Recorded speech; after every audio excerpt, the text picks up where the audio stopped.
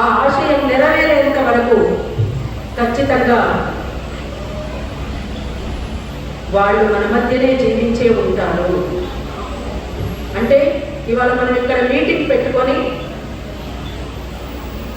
తమ్ముడు రేగుల రాములు అట్లనే వేణు తదితర మిత్రులంతా కలిసి ఈ మీటింగ్ పెట్టడం అంటేనే మనం ప్రతినమూడడం అన్నమాట. వాళ్ళు మిగిల్చినటువంటి ఆశయాన్ని మనం ముందుకు తీసుకుపోవడం అన్నమాట. అందుకే ఇవాళ ఇక్కడ ఉన్నటువంటి ముఖ్యంగా తెలంగాణకు జరుగుతున్నటువంటి, తెలంగాణలో మిగిలిపోయినటువంటి ఏవైతే మనం అనుకున్నవి జరగలేదో అది వనరుల విధ్వంసము ఆగలేదు. అట్లా జరిగితేనే కామెడి గద్దరులకైనా జహీరుద్దీన్ సాబ్కైనా సరైనటువంటి నివాళి అనేటువంటి దాన్ని మేము అరుణోదయ సాంస్కృతిక సమాఖ్యగా మేము నమ్ముతున్నాము.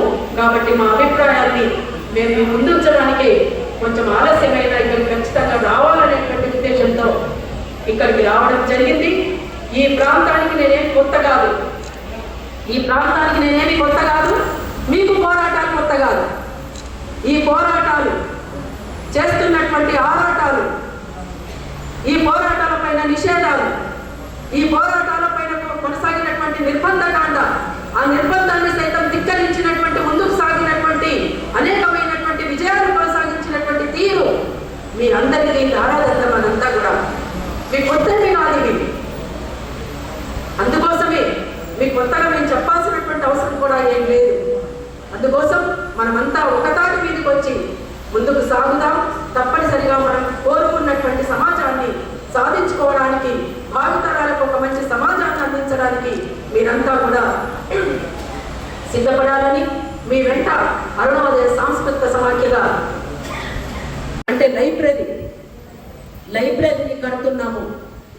తప్పనిసరిగా ఎవరికి తోచిన పద్ధతుల్లో వాళ్ళు ఆ విజ్ఞాన కేంద్రానికి మీ అందరికీ కూడా సవినయంగా నేను కోరుకుంటూ ఇప్పుడు కామెడి గద్దరుల గురించి మమ్మల్ని ఇక్కడికి ఆహ్వానించినందుకు మరొకసారి తమ్ముడు రేగుల రాములు గారికి, వేణుగారిలో అభినందనలు తెలియజేస్తూ పాటకు లేదు మరణం నీ ఆట